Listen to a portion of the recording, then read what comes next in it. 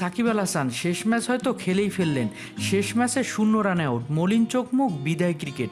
কিন্তু হাসি থেমে থাকলো না সাকিবের। দায়িত্বটা যে নিলেন ভারতের কিংবদন্তি বিরাট কোহলি। কানপুর টেস্ট শেষে সাকিব পেলেন দামি উপহার। দেশের মাটিতে দক্ষিণ আফ্রিকার বিপক্ষে সিরিজ খেলতে না পারলে এটি তার বিদায়ী ম্যাচ। এই টেস্ট শেষে সাকিব আল হাসানকে ব্যাড উপহার দিলেন ভারতের cricket superstar Virat Kohli. Match শেষে তখন পুরস্কার বিতরণী পর্ব চলছে। সাকিবের হাতে এমআরএফ লোগো সম্বলিত ব্যাট তুলে দেন বিরাট কোহলি। এ সময় সাকিবের কাঁধে হাত রেখে খোশ মেজাজে গল্প করতে থাকেন এই তারকা। সাকিবকেও দেখা গেছে হাসি খুশি মেজাজে। কানপুর টেস্টে প্রথম ইনিংসে সাকিবের শিকার হয়েছিলেন বিরাট কোহলি। 35 বলে করেন 47 রান, এ যেন টি-20 স্টাইলে। বিশ্বসেরা এই অলরাউন্ডারের বলে যেন আত্মসমর্পণ করেন কোহলি। কোহলির উইকেট নিয়ে সাকিবের উদযাপন ছিল দেখার মতো। কথায় আছে রতনে রতন চিনে মানিক চেনে সোনা। মাঠের দৌরত্ব ভুলে সাকিব কোহলির হাসি খুশি এই চিত্র এই প্রবাদটাকে স্মরণ করিয়ে দেয়।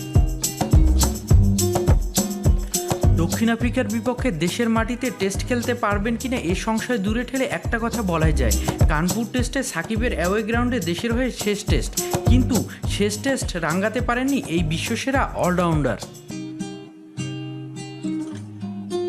প্রথম ইনিংসে 17 বলে 9 রান করে আউট হয়েছেন সাকিব আল হাসান। ঠিক তেমনই দ্বিতীয় ইনিংসে 2 বলে 0 রান করে নিজের উইকেট যেন বিলিয়ে দিয়ে আসেন এই বিশ্বসেরা অলরাউন্ডার।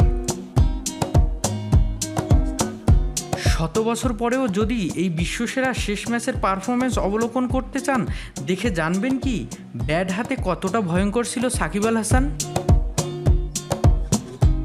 তবে কানপুর টেস্টের সব কিছু মিলে সাকিবকে ব্যর্থ বলার সুযোগ নেই। প্রথম ইনিংসে মাত্র 11 ওভার বল করে তুলে নিয়েছেন 4টি উইকেট। রানের দিক থেকে পিছিয়ে থাকলেও শক্তিশালী ভারতের ব্যাটারদের যেন ঘাবড়িয়ে দেন সাকিব। সাকিব অবশ্য কানপুর টেস্ট নয়, বিদায় নিতে চান ঘরের মাঠে।